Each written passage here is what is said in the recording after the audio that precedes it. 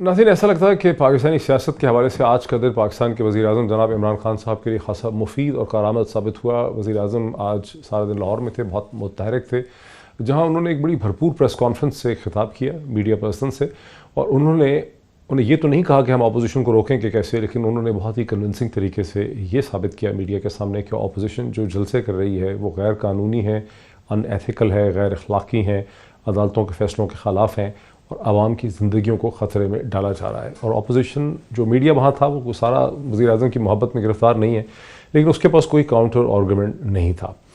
दूसरी तरफ वज़ीर-ए-आज़म को मौका मिला कि चौधरी शुजात साहब की उन्होंने लाहौर में आयादत भी की, और उसके बाद उन्हें वर्ल्ड इकनॉमिक फ़ोरम के उन्होंने एक समिट, एक मीटिंग से, एक ऐसी मीटिंग जो कंट्री स्पेसिफिक मीटिंग थी, पाकिस्तान की कंट्री स्ट्रेटजी के हिसाब से बुलाई गई हुई एक मीटिंग से उन्होंने खिताब किया, जहाँ बुनियादी तौर पे वर्ल्ड इकनॉमिक फ़ोरम ने इस चीज़ को एक्सेप्ट किया कि इमरान खान की हुकूमत की जो हिकमत अमली और स्ट्रेटजी रही है कोरोना पेंडेमिक का मुकाबला करने के लिए अब तक, वो बाकी दुनिया के मुकाबले के लिए एक मॉडल है और एक मिसाल है। अगर एक तरफ ये है तो दूसरी तरफ अपोजिशन जिस अब एक कन्फ्यूजन का शिकार है कि आज जब नेशनल असम्बली के स्पीकर ने पार्लिमानी कमेटी की एक मीटिंग बुलाई कोरोना पेंडेमिक के हवाले से उस पर सुलह मशवरा करने के लिए, जिसमें इससे पहले अपोजिशन जाती रही है, तो अपोजिशन ने उसका मुकम्मल बायकॉट किया। इसे देख के ऐसा लगता है कि पाकिस्तान की अपोजिशन की जमातें, जिनकी तहरीक अपने हिसाब से ठीक थी क्योंकि सभी वो समझते थे कि कोरोना पेंडेमिक अब ख़त्म हो गया है पाकिस्तान में, वो एक अजीबो-गरीब किस्म की कन्फ्यूजन का शिकार हो गई, यानी आर्गूमेंट की रॉन्ग साइड पे पाकिस्तान की अपोजिशन की जमातें इस मौके पे चली गई हैं, जिसका कि हुकूमत फ़ायदा उठा रही है, भरपूर फ़ायदा उठा रही है। यहीं से हम डिस्कशन का आगाज़ करते हैं।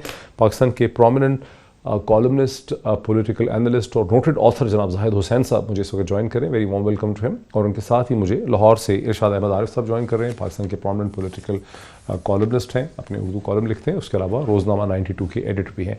ये हमारा पहला जो हिस्सा इस प्रोग्राम का, इसकी 2 नशिस्तें हैं, पार्ट 1 पार्ट 2, ये पार्ट 1 है। जाहिद हुसैन साहब, क्या आप मुझसे एग्री करेंगे कि पाकिस्तान की अपोजिशन की जमातों की हिकमत अमली हुकूमत पे दबाव डालने की तो अपने इतनी ठीक ही थी कि जलसे करेंगे और हुकूमत अंडर प्रेशर आएगी, कुछ ना कुछ कंसेशन हासिल करेंगे, लेकिन कोरोना पेंडेमिक की जो ये दूसरी लेयर है जिसकी जद में पूरी दुनिया भी है और पाकिस्तान भी है, इसने अपोजिशन की सियासी हिकमत अमली को तितर बितर कर दिया, कन्फ्यूजन में डाल दी। देखिए, वही ये बात है कि जब ये जैसे जुलूस शुरू हुए थे या जो है तहरीक चली थी, तो उस वक्त तो लगता था कि जो है अपोजिशन ने एक हद तक जो अपना एक मकसद था उसको पूरा कर रहे थे कि एक नैरेटिव कायम कर दिया था, हुकूमत को एक दबाव का शिकार भी, दबाव में लेके भी आ गए थे। लेकिन अब जो है जो सूरत-ए-हाल खासी तब्दील हो गई है पिछले चंद हफ्तों में। जो कोरोना की दूसरी लहर जो आई है उसकी वजह से जो है बहुत से सवालात भी उठने लगे हैं, क्या जलसे जुलूस जो है इस वक्त किए जा सकते हैं, और ख़ास तौर पे जो है उसके बाद एक जो महवर जो है या जो जिसको कहते हैं फोकस जो है वो तब्दील भी हो गया है। तब्दील ये हुआ है कि जो है सियासत तो अपनी जगह पे, लेकिन ये था कि इसको किस तरह से निपटा जाए इस कोरोना की लहर को, जो कि बहुत ही शिद्दत अख्तियार कर दी है। लेकिन वही इसमें एक और भी बात नजर आती है, वो ठीक है, जो है कोई भी इख्तिलाफ नहीं कर सकता है कि अपोजिशन को और दूसरी सियासी जमातों को जो है कोई जिम्मेदाराना रवैया अख्तियार करना चाहिए, खास तौर पे जब इस किस्म के हालात हों, तो मेरे ख्याल जैसे जुलूस ना करवाएं तो बेहतर होगा। लेकिन उसमें सबसे बड़ी बुनियादी चीज़ ये है कि खुद गवर्नमेंट ने, ये देखिए जिम्मेदारी इसलिए गवर्नमेंट पे ज़्यादा आती है कि हुकूमत का काम होता है कि कुछ मिसाल कायम करे, और ख़ास तौर पे जो है ऐसे हालात में एक लोगों को मुतहद करके मुतहरिक करने वाली बात भी आती है।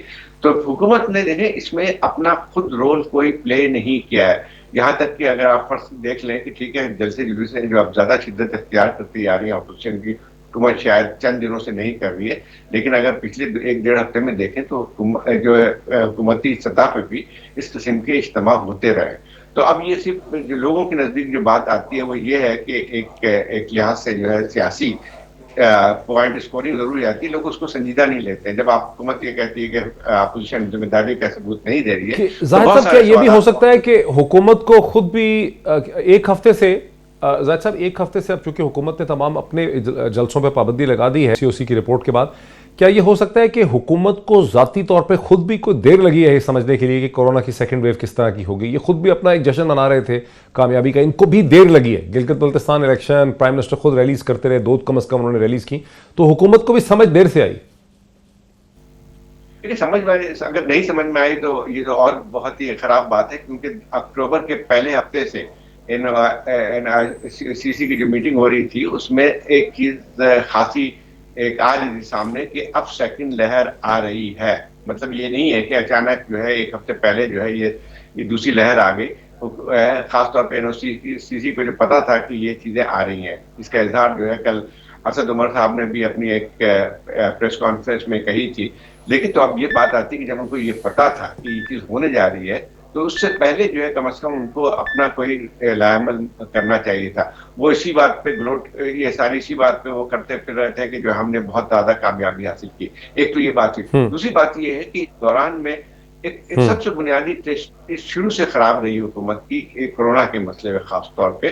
دیکھیں ایک لیڈرشپ پرووائڈ کرنے والی بات تھی. شروع سے جو ہے کہ اختلافات رہے تھے. PTI کی حکومت جو ہے کوشش جب سندھ گورنمنٹ نے کچھ ایسے جو کیے تھے انہوں نے جو ایک حد تک جو ایکشن لیے تھے اس کی مخالفت وہ کراچی میں کرتے رہے. تو ایک یہ اس میں پھر یہ لوگ جو نظر آتی ہے کہ ہر شخص جو ہے وہ اپنے اپنے پوائنٹس کو ضرور کر رہا ہے لیکن ذمہ داری کوئی بھی ثبوت نہیں دے رہا. اب اسی کل کی بات دیکھ لیں, آج کی بات دیکھ لیں کہ NOCC کے فیصلے کے مطابق کراچی میں دکانوں کی جو ہے وہ کہا گیا ہے کہ وہ مارکیٹیں جو ہے بند کر دیں 6 بجے. وہاں پہ سب سے پہلی پریس کانفرنس جو ہے وہ PTI نے کر دی. تو اب یہ پھر کس طرح سے ذمہ داری طور پہ جو ہے وہ لے سکتے ہیں کہ بھئی کس کی غلطی ہے کس کی نہیں ہے, کیا اپوزیشن پہ ساری باتیں لاتے ہیں. Very interesting. میرے ساتھ رہیے ذرا. ارشاد احمد عارف صاحب کچھ میرے کیا آتے ہیں. ارشاد صاحب ایک تو بات یہ ہے کہ حکومت کو خود دیر لگی سمجھتے ہوئے کہ سیکنڈ ویو کورونا کی کتنی بری طرح سے ہٹ کرے گی. اب چونکہ حکومت کو سمجھ آ گئی ہے, اب اپوزیشن کے لیے ایک بڑا جینوئن چیلنج ہے, وہ یہ ہے کہ وہ اپنے تھی انہوں نے ایک بہت بڑی موومنٹ کھڑی کر لی تھی. وہ سمجھ رہے تھے کہ اس کا بڑا پریشر پڑ رہا ہے, میڈیا ان کو کور کر رہا ہے, ان کو بیانات بازی کرنے کا موقع مل رہا ہے. انہوں نے پہلے دسمبر کا کہہ دیا, اب انہوں نے جنوری کہنا شروع کر دیا. اب آل آف سڈنلی ایک ہیلتھ گراؤنڈز کے اوپر پینڈیمک کی وجہ سے ایسی صورتحال پیدا ہو گئی ہے کہ اپوزیشن کو اب سمجھ نہیں آ رہی کہ اس پہ کیا کریں, مطلب کس طرح سے رد عمل کریں, کس طرح سے اس کو کال آف کریں گے تو سارا مومنٹم ان کا ٹوٹتا ہے. اپوزیشن ایک کنفیوژن کا شکار ہو گئی, ایک مسئلے میں پڑ گئی. دیکھیں یہ کنفیوژن اس لیے ہے کہ ضد اور ہٹ دھرمی کا مظاہرہ ہو رہا ہے. اگر معقولیت سے سوچا جائے, اگر عوام کے نقطہ نظر سے سوچا جائے, پاکستان کے نقطہ نظر سے سوچا جائے تو بڑی آسانی ہے ایک اپوزیشن کو. اللہ تعالیٰ نے ایک موقع عطا کیا ہے کہ چونکہ ان کے جلسے تو کوئی خاص کامیاب نہیں ہوئے, تحریک کی کامیابی پہلے دن سے مشکوک ہے. سب کو پتہ ہے کہ اس طرح کے جلسے جلوسوں سے نہ حکومت ختم کی جا سکتی ہے, نہ ہی آپ جو جناب نواز شریف صاحب استعفے مانگ رہے ہیں, 2 لوگوں سے جواب مانگ رہے ہیں, اس طرح سے جواب لیے جا سکتے ہیں. تو یہ تو قدرت نے موقع فراہم کیا ہے کہ جناب ہم یہ جلسے جلوس اس لیے ختم کر رہے ہیں یا ملتوی کر رہے ہیں کہ عوام کی صحت کا مسئلہ ہے, ہمارے کارکنوں کی صحت کا مسئلہ ہے, پاکستان کے وسیع تر مفاد میں ہم یہ فیصلہ کر رہے ہیں. یہ آسان ہے ان کے لیے, لیکن چونکہ ہمارے یہاں معقولیت سے فیصلے نہیں ہوتے, ضد اور ہٹ دھرمی کی بنیاد پر ہوتے ہیں اور ایک دوسرے کو زج کرنے کے لیے فیصلے ہوتے ہیں کہ جو حکومت کر رہی ہے اپوزیشن نے اس کی مخالفت کرنی ہے, جو اپوزیشن کر رہی ہے حکومت نے اس کی مخالفت کرنی ہے. تو اس بنیاد پر انہیں فیصلہ کرنے میں مشکل پیش آ رہی ہے. لیکن الٹیمیٹ رزلٹ کیا ہوگا؟ اب بلاول صاحب فیصلہ تو ان کو کرنا ہی پڑے گا, فیصلہ تو کرنا پڑے گا, لیکن فیصلہ یہ اس وقت کریں گے جب یہ مجبور ہو جائیں گے. اور حکومت بیمار ہو گئے ہیں, بلاول صاحب بیمار ہیں اور ایک اینکر نامور اینکر نے ٹویٹ کیا ہے کہ ان کی حالت جو ہے کوئی اتنی اچھی نہیں ہے, شاید وہ اپنی سسٹر کی جو منگنی ہے اس کی تقریب میں بھی شریک نہ ہو سکیں. یہ میں ٹویٹ پڑھ رہا تھا.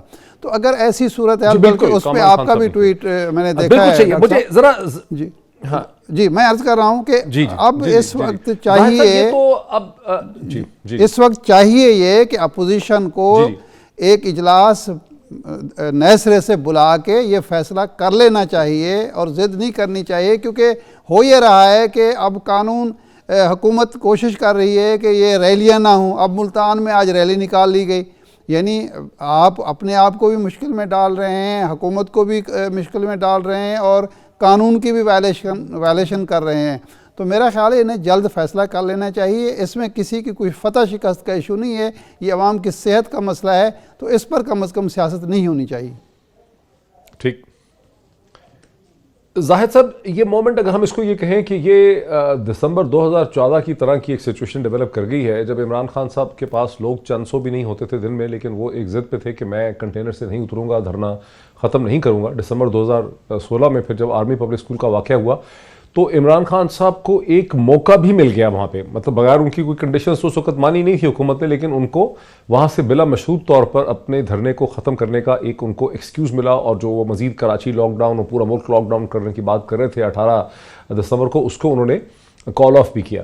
تو اب اپوزیشن کو بھی ایک ایکسکیوز ہے ان کے پاس، اگر وہ ایک براڈ جنرل میٹنگ کریں، اگر بلاول بھٹو بھی کووڈ کی زد میں ہیں اور لوگ بھی بیمار ہو رہے ہیں، تو اپوزیشن کے پاس اب ایک طریقہ ہے اس میں سے نکلنے کا، کہ جلسے بھی شاید کسی خاطر خواہ ڈائریکشن میں نہیں جا رہے، تو اس میں سے نکلنے کا، وڈرا کرنے کا ایک طریقہ ہے۔ آپ سمجھتے ہیں کہ جلدی اپوزیشن یہ فیصلہ کر ہی لے گی اگلے 3-4-5 دن میں؟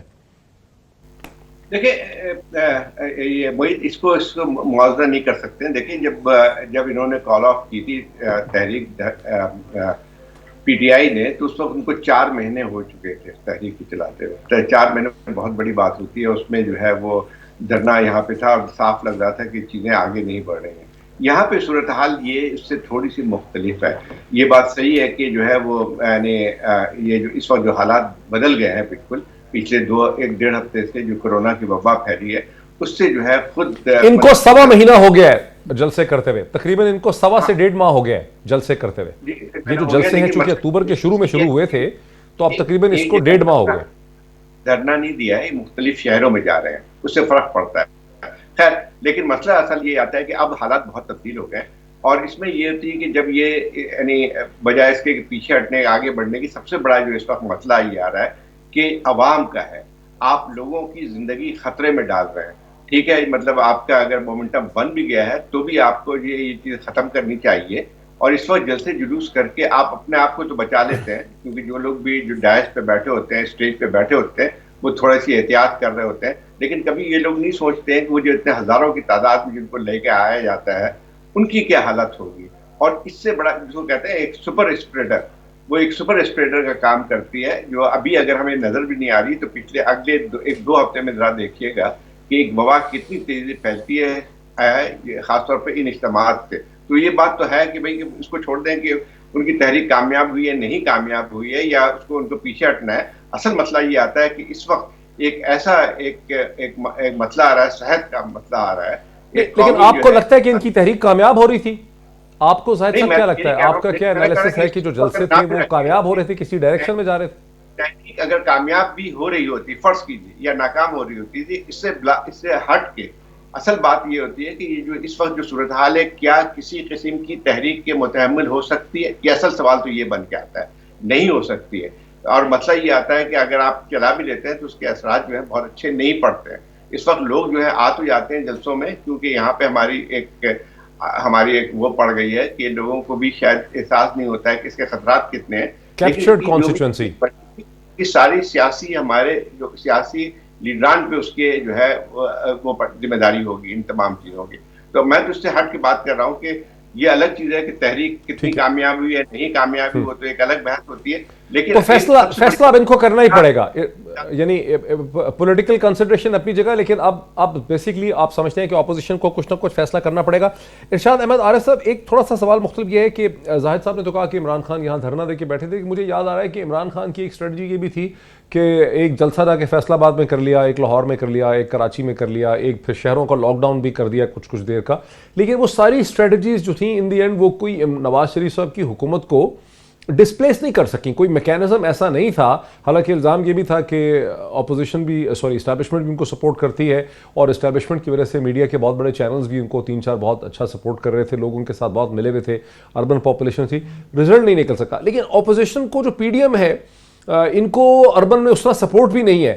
یہ کیا جب بار بار بات کرتے ہیں دسمبر اور پھر آپ جنوری کی بات کرنی شروع کر دیے، یہ ان کو کیا نظر آ رہا ہے کہ اس سے کیا حاصل ہو رہا ہے؟ کیونکہ ہمیں تو نظر نہیں آ رہا کہ ان کو کیا حاصل ہو رہا ہے، آپ کیا سمجھ رہے ہیں ان کو کیا نظر آ رہا ہے؟ سر اگر ان کو نظر یہ آ رہا ہو اور یہ سارا اسپیکولیشن سمجھ لیجئے یا ان کی انالیسس یہ ہو کہ جی ہم جنرل قمر جاوید باجوہ کو اور جنرل فیض حمید صاحب کو اتنا دباؤ میں لائیں گے کہ وہ جائیں گے دونوں، اور عمران خان صاحب کو کہیں گے جی آپ استعفیٰ دے کے چلے جائیں، نئے الیکشن کرائیں، اور معاملات یہ جو 93 میں جنرل وحید کاکڑ والا معاملہ تھا، اگر یہ بھی نظر آ رہا ہو تو ہمیں تو نظر نہیں آ رہا، اور ایسا ہے بھی نہیں۔ یہ عجیب دلچسپ بات ہے کہ فوج اس وقت یعنی کم از کم 2008 کے بعد مسلسل یہ چاہ رہی ہے کہ ہر پولیٹیکل اور جو الیکٹڈ گورنمنٹ ہے وہ مدت پوری کرے، اور سیاستدان یہ چاہتے ہیں جو جمہوریت کے علم بردار ہیں، الیکشن کے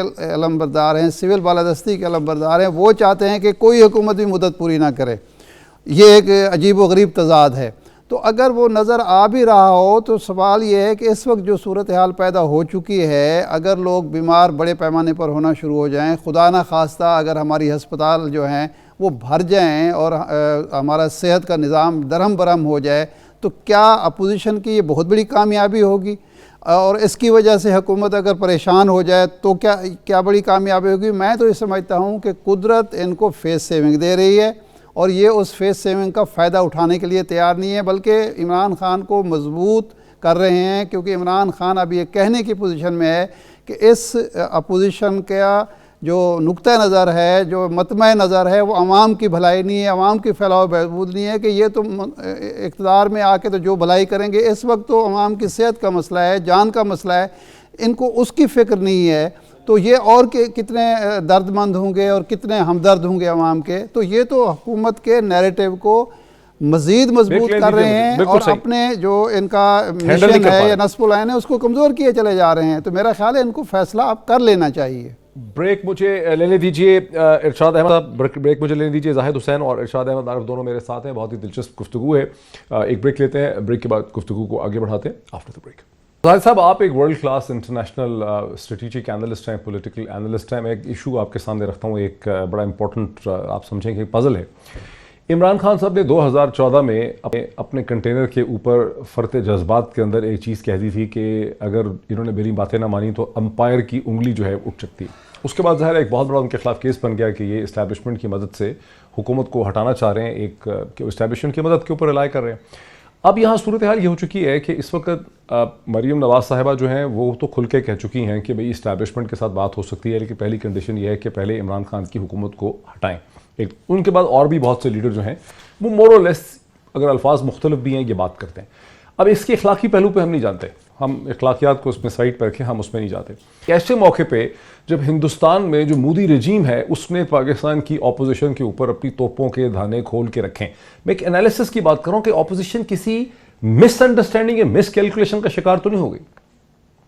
دیکھیں معید، یہ ہماری بدقسمتی ہے سیاست کی اور سیاسی پارٹیوں کی، سب کی۔ جیسے آپ نے مثال دی کہ عمران خان بھی امپائر کی انگلی اٹھنے کا انتظار کر رہے تھے، اسی طرح سے جو پچھلے دنوں جو باتیں آئی ہیں، خاص طور پر مریم صاحبہ کی انٹرویو میں، اس میں بھی اسی چیز کی تھی کہ اگر اسٹیبلشمنٹ عمران خان کو ہٹا دیتی تو ہم بات کر سکتے ہیں۔ تو بات وہی آتی ہے کہ الٹیمیٹلی جو ہے آپ جس چیز کی بات کر رہے ہیں کہ سیاست میں جو ہے یا جو ہے ایک ایک سویلین بالادستی ہونی چاہیے اور اسٹیبلشمنٹ کو سیاست میں نہیں ہونا چاہیے، لیکن ہر چیز جو ہے وہ جاتی ہے لگاتار اسی چیز پہ کہ وہ اسٹیبلشمنٹ ہی کو دعوت دیتے رہتے ہیں۔ ایک تو یہ بہت ہی خطرناک بات اس لیے بھی ہے کہ ہماری تاریخ بھی رہی ہے اس ملک کی، اگر وہ ذرا دیکھ لیں کہ اس قسم کی تحریکوں سے اگر نہیں، غلط تو ہے، اس پہ کوئی شک نہیں ہے، لیکن ابھی تو کیا ممکن بھی ہے اس سٹیج پہ اسٹیبلشمنٹ کے پاس اتنی اب سپیس بھی ہے اس موقع پہ؟ غلط تو ہے ہی ہے۔ ہمارے دیکھیں ایک ہمارے ملک کی تاریخ بھی رہی ہے کہ جب اگر فرض کیجئے، ایک تو میرا خیال یہ ہے کہ اس وقت کوئی ایسے آثار نہیں ہے کہ فوج جو ہے وہ عمران خان کی حکومت کو ہٹا دے گی، لیکن ایک مثال میں دیتا ہوں کہ اگر یہ ہو بھی لگتا بھی تو کیا یہ جو لوگ اس وقت جمہوری تحریک چلا رہے ہیں کیا اس کے نتیجے میں کوئی جمہوریت آ جائے گی؟ ایسی بات نہیں ہوتی ہے۔ اور میرا خیال یہ ہے کہ یہ خود ان کی بیانیہ کی جو ہے کانٹرڈکشن ہے، جہاں پہ وہ سویلین سپریمیسی کی بات کرتے ہیں، یہ کرتے ہیں، تو میرا خیال یہ ہے کہ اس سے کبھی بھی اس محور سے لوگ باہر نہیں نکلے ہمارے سیاستدان، چاہے وہ اپوزیشن میں ہو چاہے کبھی حکومت میں ہوتے ہیں۔ یہ تمام چیزیں جو رہتی ہے، اصل بات یہ جیسے PNA کی ایک موومنٹ تھی، کیا اس کے نتیجے میں جمہوریت آ گئی تھی؟ حکومت کو گرا تو دیا شاید انہوں نے، اس کے نتیجے میں جو آرمی کی آئی تھی اس کے بعد تو آپ 10 سال سے دیکھ نہیں سکے تھے جمہوریت کو۔ تو میں سمجھتا ہوں کہ اگر یہ کوئی بھی حکومت ہو، یعنی ہمارے یہاں تو ہر الیکشن جو ہے وہ کنٹروورشل ہوتے ہیں، لیکن کوئی بھی حکومت ہو اس کو اس طرح سے ہٹانا جائز نہیں ہے، اور نہ ہی جو ہے وہ جمہوریت کی خدمت ہے، کیونکہ آپ چلیے عمران خان کل ہٹ جاتے ہیں تو کیا مطلب ہوگا کہ اس میں جمہوریت آ جائے گی؟ نہیں آئے گی۔ اور خود جب ہم بات کرتے ہیں کہ وزراء اعظم جو ہے وہ 2 سال سے زیادہ نہیں رہتے، تو خود اس چیز کو اگر ہم کرتے ہیں، چاہے ہم ہٹانے کی چاہے کر بھی لیں، اس کا مطلب یہ ہوتا ہے کہ آپ نے پھر اسی جو ہماری روایات رہی ہیں 70 سال سے اسی چیز کو برقرار رکھنا چاہتے ہیں۔ تو میں سمجھتا ہوں کہ اپوزیشن کو ذرا اس میں سوچنا چاہیے، جو کرنے جا رہی ہے وہ اس پہ جمہوریت کی طرف نہیں جا رہے ہیں، یقین طور پر حکومت پہ جو ہے دباؤ ڈالنا چاہیے ان کو. حکومت کی بھی ایک لحاظ سے یہ ذمہ داری ہے کہ کسی جو ہے وہ ایک لحاظ سے سسٹم کو چلائے، لیکن یہ تھا کہ اگر یہ سوچتا ہے کوئی اس حکومت کے گرانے کے بعد کوئی جمہوریت آ جائے گی تو غلط فہمی ہے، تو وہ نہیں ہو سکے گا. ارشاد احمد عارف صاحب، میرا وہ جو سوال ہے وہ بھی تقریباً ادھر ہی ہے کہ اخلاقی طور پہ بالکل غلط ہے، اور زاہد حسین صاحب نے اس کے اخلاقی پہلو کی بات کی، اور یہ بھی لگ رہا ہے کہ اپوزیشن کے پاس کوئی بہت انٹیلیجنٹ سولوشن نہیں ہے. جس مصیبت میں وہ پڑے ہوئے ہیں کہ ان کی ٹاپ لیڈرشپ جو ہے وہ بڑے سیریس مقدمات میں ہیں، مقدمات ختم نہیں ہو رہے. اب تو پرائم منسٹر نے ایف آئی اے کو بھی کہنا شروع کر دیا ہے، وہ پیچھے ہٹ نہیں رہے اس پوری سچویشن سے. اور امریکہ کا جو نیا صدر آیا ہے اس کی بھی پوزیشن یہی ہے کہ جو پولیٹیکل آفس کا ابیوز ہے، جو کرپشن ہے، اور جو سیف ہیونز ہیں اور ٹیکس ہیون ہے، وہ پیسہ واپس ہونا چاہیے. اور وہاں سے انفیکٹ مجھے ایسا لگ رہا ہے، مجھے شک ہے کہ اگر جو بائیڈن 20 جنوری کو امریکہ کے صدر بن جاتے ہیں تو پرائم منسٹر عمران خان کو اینٹی کرپشن کروسیڈ کے اندر ایک بڑا ان یوزل اور بڑا ان ایکسپیکٹڈ ایلائے جو ہے وہ ان کو ملنے والا ہے، جس کا ابھی پاکستان میں لوگوں کو بالکل اندازہ نہیں ہے. لیکن ارشاد عارف صاحب، جو ایک سیاسی حکمت عملی ہے، یہ وہ اس وقت پاکستان کی اسٹیبلشمنٹ ہے جس پہ پہلے اپوزیشن کی جماعتوں نے اپنی توپوں کے رخ کھولے، اور ان کی تائید میں ہندوستان کی اسٹیبلشمنٹ نے ایسی بہت سی چیزیں کی یا کروائیں، یا انہوں نے ایک ایسی ٹینشن رکھی جس سے ایسا لگ رہا ہے کہ وہ ایک طرح سے سپورٹ بھی کر رہے ہیں ان کو. یہ تو ایک اسٹریٹجک مس کیلکولیشن ہوگی. تو یہ کیوں سوچ رہے ہیں کہ یہ اپوزیشن یہ اسٹیبلشمنٹ کو ایسے دباؤ میں لائیں گے؟ وہ تو ان کو تو دوسری طرف سے بھی دباؤ ہے ہندوستان کی طرف سے. یہ کیا وجہ ہے؟ یہ اتنی بڑی ان سے مسٹیک کیوں ہو گئی؟ ڈاکٹر صاحب، دو پہلو ہیں اس کے. نمبر 1 تو یہ ہے کہ یہ ہمارے ہاں جو انٹیلیجنشیا ہے، ہمارا جو تجزیہ کار ہے، صحافی ہے، کالمسٹ ہے، اینکر ہے، اس کو غلط فہمی سے نکلنا چاہیے کہ یہ اپوزیشن ہو یا ماضی کی اپوزیشن ہو، اس کا مطمع نظر اس ملک میں جمہوریت کا قیام اور دوام ہے. یہ اقتدار اور مفاد کی جنگ ہے، اور موجودہ 2 جماعتیں جو 6 بار 5 بار 7 بار اقتدار میں آ چکی ہیں، وہ ثابت کر چکی ہیں کہ انہیں بار بار اقتدار ملا. نہ انہوں نے انتخابی اصلاحات کی، نہ جمہوریت کو مضبوط کرنے کے لیے کوئی اور کام کیا، نہ انہوں نے اسٹیبلشمنٹ کو پیچھے دھکیلنے کے لیے کوئی کار نمایاں انجام دیا. صرف اور صرف اقتدار میں رہنے کے لیے سازشیں بھی کرتے رہے، لین دین بھی کرتے رہے، اور باقی کوششیں بھی کرتے رہے. ایک تو یہ غلط فہمی دور ہو جانی چاہیے. اب اگلا مرحلہ یہ ہے کہ اپوزیشن کی توقعات کیا ہیں. دیکھیں، اس وقت جو ٹرمپ کے آخری دور میں ہوا ہے، وہ اسرائیل جو تھا وہ اس خطے میں بھی اہمیت اختیار کر گیا کہ ٹرمپ کی خواہش تھی کہ عرب ممالک جو ہیں اور مسلمان ممالک جو ہیں اس کو تسلیم کر لیں موجودہ حالت میں، اور جو علاقوں پر وہ قبضہ کر چکا ہے وہ ویسے کے ویسے رہیں. اور سب سے زیادہ دباؤ جو تھا وہ سعودی عرب پر تھا، اور سعودی عرب کے جو 2 خاص قریبی ملک ہیں، یو اے ای اور بحرین، نے جب تسلیم کیا تو یہ صاف نظر آ رہا تھا کہ یہ سعودی عرب کی مرضی کے بغیر نہیں ہو رہا. تو اگلا دباؤ پاکستان پر آنا تھا. تو موجودہ اپوزیشن کی اور خاص طور پر میاں نواز شریف صاحب کی انڈرسٹینڈنگ یہ نظر آتی ہے کہ سعودی عرب کے دباؤ کو برداشت کرنا ہماری اسٹیبلشمنٹ کے لیے ممکن نہیں ہے. باوجود حکومت تو شاید برداشت کرنے کے لیے تیار ہو، یا عمران خان تو ڈٹ جائیں، لیکن اپوزیشن جو اسٹیبلشمنٹ ہے وہ تیار نہیں ہے. اور جب ہم بھی دباؤ ڈالیں گے اور کہیں گے جی دوست ممالک کا ساتھ دینا چاہیے، دوست ممالک کا ساتھ دینا چاہیے، تو اس کے نتیجے میں پھر گنجائش ہمارے لیے بنے گی کہ پہلے بھی ہم امریکہ کو یہ یقین دہانیاں کراتے رہے، اور کچھ نہ کچھ ان کا مفاد جو تھا وہ ہم جو ہے وہ پورا کرتے رہے. تو اب بھی ہمیں اگر یہ موقع دیا جائے تو ہم یہ کام کر سکتے ہیں. اس پرسیپشن کے تحت اپوزیشن نے، اور خاص طور پر ریکگنائز کر لیں گے یہ پی ایم ایل والے، نہیں یہ کہا جا کریں گے نہیں، لیکن آپ کو معلوم ہے کہ ماضی میں کئی ایشوز پر یقین دہانیاں کرائی گئیں. بینظیر بھٹو نے تو یہ کہہ دیا تھا کہ جی یہ جو فاٹا اور یہ علاقے ہیں جہاں دہشت گرد موجود ہیں، ہم امریکہ کو اپنے سپاہی بھیجنے کی، فوجی بھیجنے کی اجازت بھی دے دیں گے. وہ دی یا نہیں دی بات کی بات ہے، لیکن ایک دفعہ کہہ دیا تھا. 2 منٹ رہ گئے، مجھے ذرا اس میں کوئکلی زاہد صاحب کا پرسپیکٹو لینے دیجئے. زاہد صاحب آپ تو ویسے بھی ایک انٹرنیشنلسٹ ہیں, مطلب ان سینس کہ آپ نے کتابیں بھی بہت لکھی ہیں ریجنل اور انٹرنیشنل ایشوز کے حوالے سے. یہ جو پریزیڈنٹ بائیڈن کو میں بڑا اسٹڈی کر رہا ہوں, مجھے تو نہیں لگ رہا کہ پریزیڈنٹ بائیڈن کی سعودی عرب سے کوئی بہت زیادہ کلوز کوآرڈینیشن ہو پائے گی, بیکاز وہ تو مطلب حالات ٹھیک نہیں لگ رہے. ڈیموکریٹک پارٹی اور جو بائیڈن کے آگے پیچھے جو سب لوگ ہیں وہ تو MBS کے بڑے خلاف ہیں, وہ تو ان کو جمال خشوگی کے قتل کے لیے بھی ذمہ دار ٹھہراتے ہیں, اور نہ ہی وہ اس طرح سے زائنسٹ لابی کے ساتھ الائنڈ ہیں جس طرح سے ٹرمپ کی ان کے اوپر ڈیپینڈنس تھی. تو وہ دباؤ جو ہے پاکستان کے اوپر اسرائیل کی ریکگنیشن کا, مجھے تو لگتا ہے کہ وقتی طور پہ تو وہ پیچھے ہٹ جائے گا, وہ دباؤ تو بڑھے گا بھی نہیں. تو اپوزیشن کی جو کیلکولیشن مجھے لگ رہا ہے کہ کوئی ٹھیک نہیں بیٹھی, میرا خیال ہے سمجھ نہیں سکے صورتحال کو. میں اس کو اپوزیشن سے نہیں ملاتا ہوں, لیکن جو پہلے بات ہے آپ نے بائیڈن کی ہے, پہلے اس میں یہ تھا کہ دیکھیں ٹھیک ہے, جو ٹرمپ کی جو طریقہ کار تھا وہ بہت ہی ایک انتہا پسندانہ ایک لحاظ سے تھے, اور اس میں جو ہے وہ اسرائیل کی پوری طرح جو ہے پیش پناہی کر رہے تھے, بلکہ ان کو انکریجمنٹ مل رہی تھی. لیکن یہ کہنا کہ بائیڈن کے آنے کے بعد سے جو ہے کوئی بہت زیادہ تبدیلی آئے گی مڈل ایسٹ پالیسی میں, مجھے نہیں لگتی ہے. اس کی وجہ یہ ہے, دیکھیں اسرائیل کے ساتھ جو امریکہ کا تعلق ہے وہ ایک پیوٹ ہے امریکہ کی پوری پالیسی کی, فارن پالیسی کی, اور ڈیموکریٹک پارٹی جو ہے وہ اس کا ایک حصہ ہی بن کے آئی تھی. بلکہ دیکھا جائے دباؤ رہے گا کہ بھئی آپ ریکگنائز کر لیں, کیا بائیڈن کی ایڈمنسٹریشن بھی دباؤ ڈالے گی کہ ریکگنائز کریں؟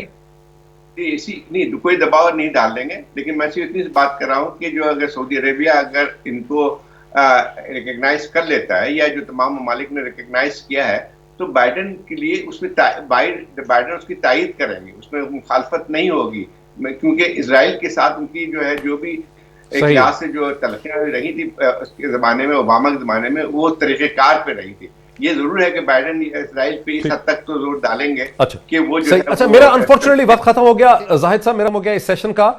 زاہد حسین صاحب کا, ارشاد احمد عارف صاحب کا, دونوں کا بہت شکریہ. ناظرین, کنکلوژن ہم یہ کر سکتے ہیں کہ اپوزیشن ایک ایسے مخمصے کا اس وقت شکار ہو گئی ہے جس کا اینڈ رزلٹ مجھے یہی لگ رہا ہے کہ اگلے 3 یا 4 دنوں کے اندر اپوزیشن کو اپنی جو موومنٹ ہے جلسوں کی, اسے کال آف کرنا پڑے گا, بیکاز جو ڈائریکشن ہے اس وقت پاکستان کے اندر پینڈیمک کی, اور اس سے نتی میڈیا کے موڈ کی, پرائم منسٹر کی پوزیشن کی, گلوبل ٹرینڈ کی, ان سب چیزوں میں اپوزیشن کا جو کیس ہے وہ ٹھیک بیٹھ نہیں رہا. تو اب اپوزیشن کو اس کو کال آف کرنا ہی پڑے گا. شاید وہ اس وقت نہ سمجھ رہے ہوں, لیکن آپ دیکھیں گے کہ 72 گھنٹوں میں ان کے رویے میں آپ کو ایک تبدیلی نظر آئے گی. ابھی ایک بریک لیتے ہیں, بریک کے بعد پاکستان کی معیشت کے حوالے سے ایک نوٹڈ اکانومسٹ سے بات کرتے ہیں آفٹر دی بریک.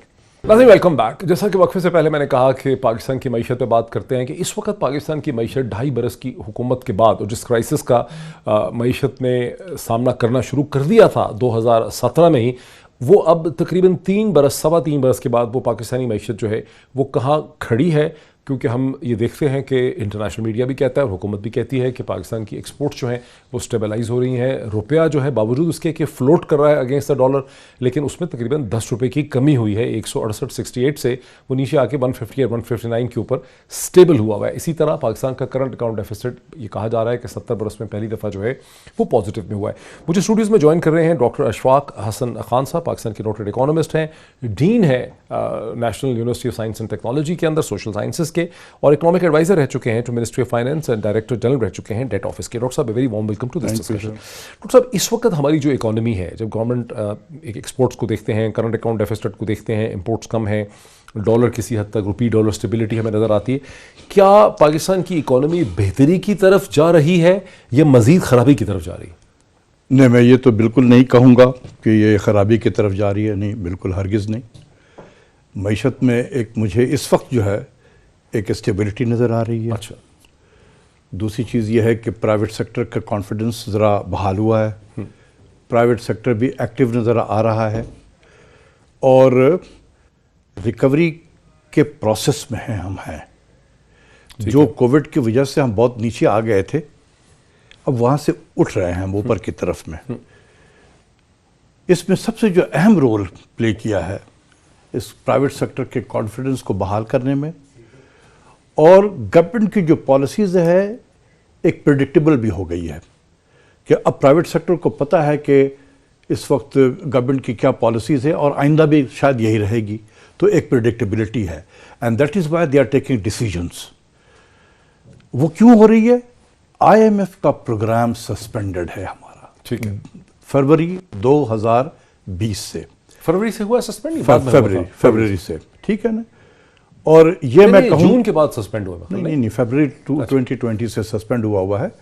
اور اس میں میں کہوں گا کہ کووڈ نے بڑا رول پلے کیا. कोविड की वजह से ये सस्पेंड हुआ है और आज तक सस्पेंडेड है। ठीक है। और ये कितनी देर तक आप एक्सपेक्ट करते हैं कि सस्पेंडेड रहेगा? देखें, मैं उसी को बताने जा रहा था, उसकी सस्पेंशन से ये हुआ कि वो एक स्टेट ऑफ अनसर्टेनिटी में जो हम चले गए थे कि एक्सचेंज रेट कहाँ होगा। बिजनेसमैन जब सुबह उठता था तो उसको ये नहीं पता होता था कि आज वो 10 रुपये नीचे चला गया एक्सचेंज रेट, शाम होते होते वो 5 रुपये ऊपर आ गया, फिर सुबह। इसका IMF के प्रोग्राम से क्यों ताल्लुक था? आप चूंकि मौजूद ही हैं तो मैं चाहूँ मेरे व्यूअर समझ लें कि IMF के प्रोग्राम की वजह से ये गैर यकीनी सूरत हाल क्यों है? इसकी वजह यह है कि IMF के प्रोग्राम के 4 क्रिटिकल एलिमेंट्स होते हैं। ठीक है। इसको हम वाशिंगटन कंसेंसस भी कहते हैं। ठीक।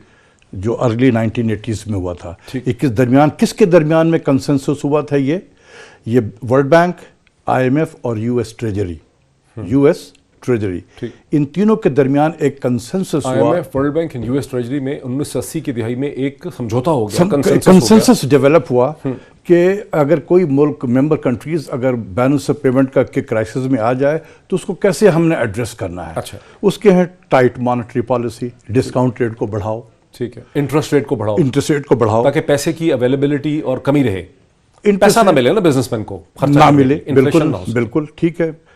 दूसरा था कि टाइट फिस्कल पॉलिसी, जिसको हम ऑस्टेरिटी जिसको कहते हैं, टैक्सेस बढ़ाओ और खर्च कम कर दो। ठीक है। तीसरा था मार्केट बेस्ड एक्सचेंज रेट, मतलब कि आप डिवैल्यूएशन करें। ठीक हो गया। और चौथा था यूटिलिटीज के प्राइसेस को बढ़ाएं। चारों चीजें पाकिस्तान में हुई हैं IMF प्रोग्राम में जाने उसकी वजह से। ठीक है। जो एक हम स्टेट ऑफ अनसर्टेनिटी चले गए थे, क्योंकि इतनी तेजी से चीजें, इंटरेस्ट रेट जो है बहुत थोड़े से मुद्दत में हमने 6% से उठाकर 13.5% पे ले गए। बहुत क्विक सक्सेशन। हम जो फिर इंटरेस्ट रेट से नीचे आए हैं डॉक्टर साहब, वो इसलिए आए हैं कि IMF ने जब प्रोग्राम अपना सस्पेंड किया तो स्टेट बैंक को ब्रीदिंग स्पेस मिली। नहीं, कोई उसकी वजह से फिर क्यों आए? नहीं, वो उसकी वजह से नीचे आए। एक तो इंडिपेंडेंट इकोनॉमिस्ट ने गला फाड़ लिया था चीख के मेरे समेत कि ये बहुत गलत हो रहा है। अच्छा। इंटरेस्ट रेट को कम करना चाहिए। तो एक दो अमेरिकन इकोनॉमिस्ट भी थे जिन्होंने कहा कि IMF पाकिस्तान को बहुत बुरी तरह से डील कर रहा है, पता नहीं जेफरी सैक। यही वो ठीक है। अब आप ये छेड़ रहे हैं कि IMF के इकोनॉमिस्ट ने भी यही कहा है, ये दुनिया इंडिपेंडेंट फॉरेन इकोनॉमिस्ट ने भी कहा है, IMF का प्रोग्राम होता ही है पॉलिटिकल प्रोग्राम, हमेशा जहन में रखें। It has no economic. अच्छा डॉक्टर साहब, आप ये कहते हैं ना कि वाशिंगटन कंसेंसस डेवलप हो गया कि 4 चीज़ें करवानी है आपने, यानी आपने टैक्सेस को ऊपर लेके जाना है, फिस्कल मैनेजमेंट करनी है, आपने मॉनेटरी सप्लाई कम करनी है, इंटरेस्ट रेट को बढ़ाना है, खर्चा कम करना है, यूटिलिटी प्राइसेस बढ़ानी। तो IMF के इस प्रोग्राम में, जैसे आपने वाशिंगटन कंसेंसस का नाम दिया और बड़ा अच्छा है कि लोग इसको सुन रहे हैं, ये गुंजाइश नहीं थी कि अगर ऐसा मुल्क जो इन मुश्किलों में और दुश्वारियों में फंसा हुआ है जैसा पाकिस्तान फंसा है, वो फिर ग्रो कैसे करेगा? अगर आप ये चारों चीज़ों में उसको फंसा देंगे जैकेट में, उसकी मॉनेटरी सप्लाई कम कर देंगे, लोग खर्चा नहीं करेंगे, खरीदारी नहीं करेंगे, उनके पास पैसे नहीं होंगे, तो फिर उसकी इकोनॉमी निकलेगी कैसे, ग्रो कैसे करेगी? एग्जैक्टली यही बात 1997 में जब ईस्ट एशियन फाइनेंशियल क्राइसिस हुआ था। ठीक है। थाईलैंड से शुरू हुआ, पूरे ईस्ट एशिया में फैल गया। तो उस वक्त जोसेफ स्टिग्लिट्स, जो कोलंबिया के मेरे professor, I have taken his classes. ठीक है ना, जोसेफ स्टिग्लिट्स, जिसको बाद में नोबेल इनाम भी मिल गया। मैं वहीं था उस वक्त 2001 में, 2001 और 2 में, जब वो नोबेल प्राइज उनको मिला। I remember that day. वो वर्ल्ड बैंक के चीफ इकोनॉमिस्ट भी थे और सीनियर वाइस प्रेसिडेंट भी थे। बिल्कुल सही।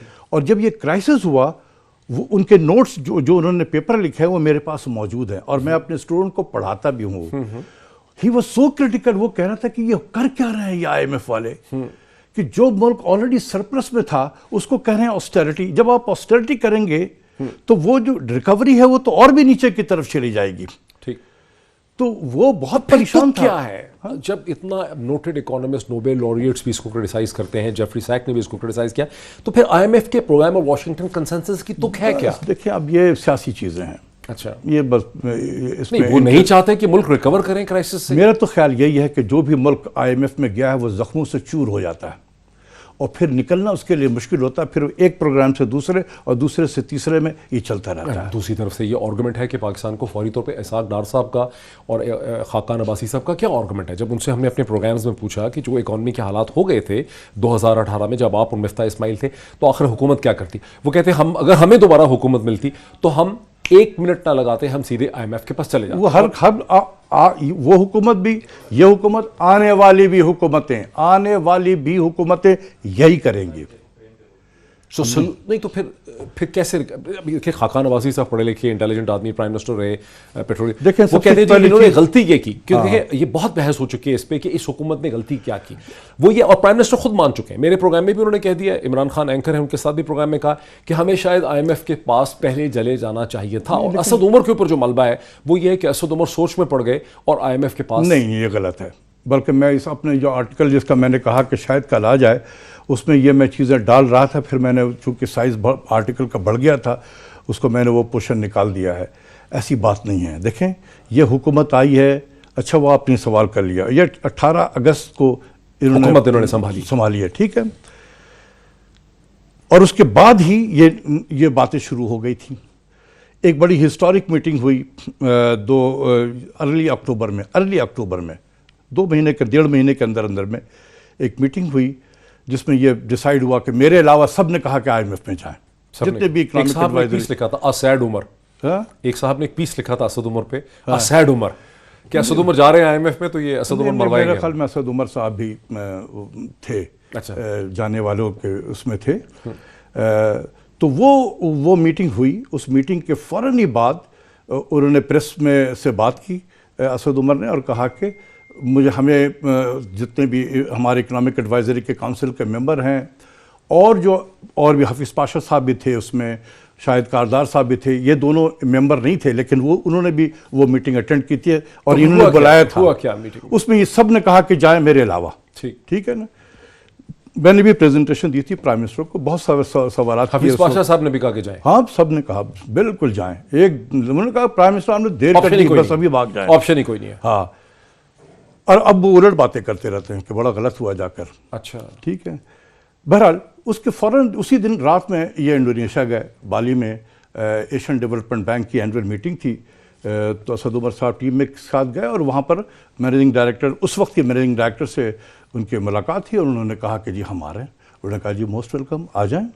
اس کے بعد نومبر کے مہینے میں ان کی ٹیم آ گئی جو 3 ہفتے یہاں گزارے وہاں پر. اور وہ جو پروگرام تھا اصل میں وہ اتنا ظالم پروگرام تھا. 182 پہ انہوں نے پروجیکٹ کیا کہ ڈالر چلا جائے گا 182 روپے. اتنا ظالم پروگرام تھا وہ. اب چونکہ میں نے کہا کہ یہ سیاسی فیصلے تھے, یہ ہوتے ہیں پروگرام آسان دینا ہے, ٹف دینا ہے, یہ بڑے صاحب کی طرف سے ہوتا ہے. تو بہرحال وہ اسد عمر صاحب اور پرائم منسٹر بھی دیکھیں, he is an elected prime minister, ان کو عوام نے ووٹ دیا ہے, اور میں جانتا ہوں کہ ہی نیور وانٹڈ کہ اتنی تکلیف میں عوام. نہیں, وہ تو نہیں جانا چاہتے تھے نا آئی ایم ایف میں, یہ تو کلیئر تھا کہ عمران خان نہیں جانا چاہتے تھے آئی ایم ایف. لیکن سر دوسری طرف سے آرگومنٹ ڈاکٹر صاحب یہ دیا گیا کہ آپ آئی ایم ایف کے پاس جاتے ہیں تو آپ کو ورلڈ بینک سے, ایشین ڈیولپمنٹ بینک سے 400 بلین کی بجٹری سپورٹ ملتی ہے, اور اگر آپ آئی ایم ایف میں نہیں جائیں گے تو آپ کی اکانومی ریکور نہیں ہو سکتی. اور پہلے یہ چلے گئے سعودی عرب سے پیسے, چین سے پیسے, ادھر سے پیسے. دیکھیں 2 چیزیں ہیں یہاں پر, بڑا اچھا آپ نے پوچھ لیا. یہ دیر آر 189 ممبر کنٹریز جو آئی ایم ایف اور ورلڈ بینک کے ہیں. کیا وہ 189 ممبر کنٹریز جو ہیں وہ سب کے سب آئی ایم ایف کے ساتھ پروگرام میں ہیں؟ Not true. نہیں ہے. ٹھیک ہے, 20-22 ملک ہوتے ہیں ہم جیسے. تو کیا وہ جب پروگرام میں نہیں ہے تو کیا ورلڈ بینک ان کو لینڈ نہیں کرتا؟